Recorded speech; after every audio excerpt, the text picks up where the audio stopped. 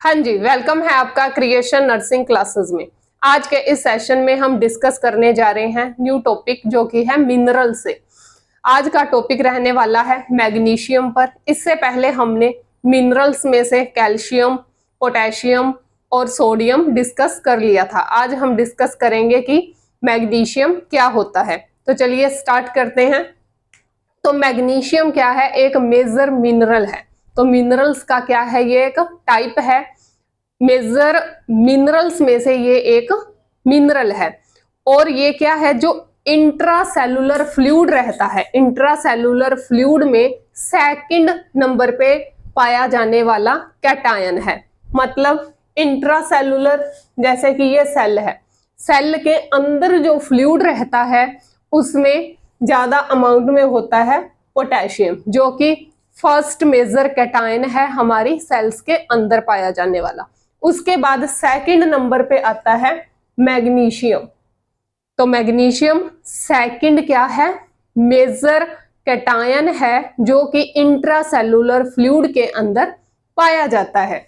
इसके बाद देखते हैं कि जो हमारी बॉडी है, ह्यूमन बॉडी के अंदर लगभग 25 ग्राम अमाउंट क्या है? मैग्नीशियम की पाई जाती है, जिसमें से 55% यानी कि इस 25 ग्राम में से 55% हमारी स्केलेटल जो सिस्टम है उसमें, 45% जो हमारे सॉफ्ट टिश्यूज हैं उनमें पाया जाता है, और बचा हुआ 1% एक्स्ट्रा सेलुलर फ्लूइड में पाया जाता है। तो जो है 25 ग्राम, इस 25 ग्राम में से 55% स्केलेटन में, 45 सॉफ्ट टिश्यूज में और 1% एक्स्ट्रा सेलुलर फ्लूइड में पाया जाता है। इसके बाद सोर्सेस देखते हैं। तो जितनी भी लीफी वेजिटेबल्स रहती हैं उनमें मैग्नीशियम होता है।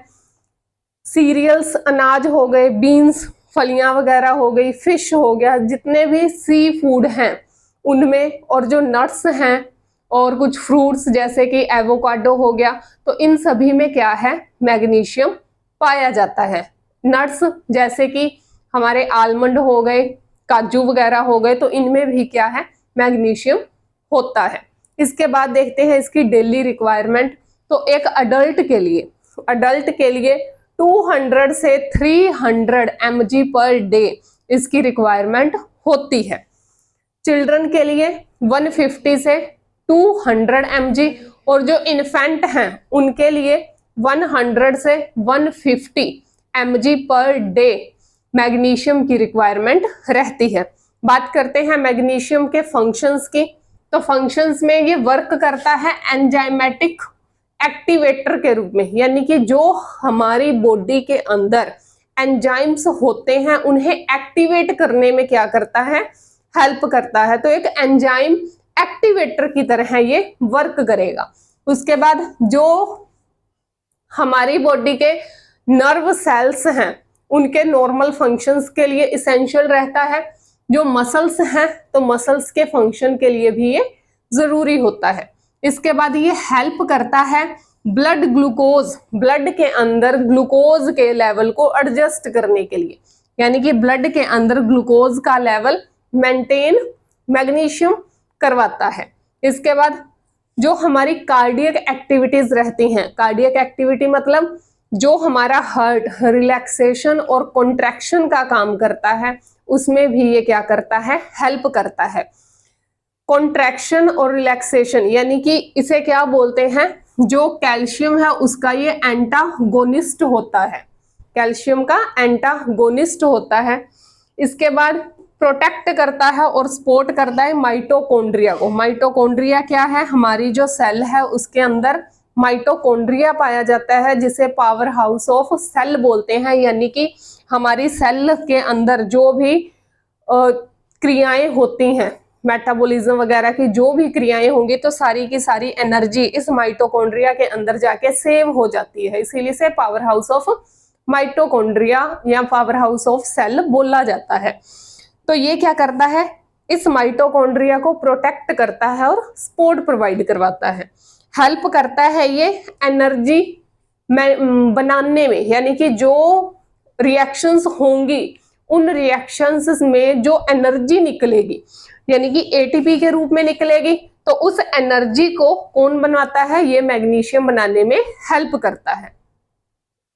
बात करते हैं इसके ब्लड के अंदर कितना इसका लेवल होता है, तो 1.7 से 2.2 mg पर DL इसका लेवल पाया जाता है। तो हमारे ब्लड के अंदर 1.7 से 2.2 mg पर DL मैग्नीशियम का लेवल नॉर्मल लेवल होता है। अगर ये लेवल 1.7 से कम हो जाए तो हाइपोमैग्नीशियमिया की कंडीशन आ जाती है। हाइपो यानी कि कम हो जाना, मैग्नीशियमिया यानी कि मैग्नीशियम का लेवल किससे 1.7 mg से कम हो जाना। तो ये आगे क्या करेगा, इसके सिम्टम्स आएंगे नोजिया, वोमिटिंग, लिथार्जी, पर्सन क्या है लिथार्जी हो जाएगा, आलसी, टिटैनी यानी कि स्केलेटन से संबंधित, इसमें क्या है स्केलेटल मसल्स क्या हो जाती हैं, बहुत ज्यादा फ्लेक्सिबल हो जाती हैं।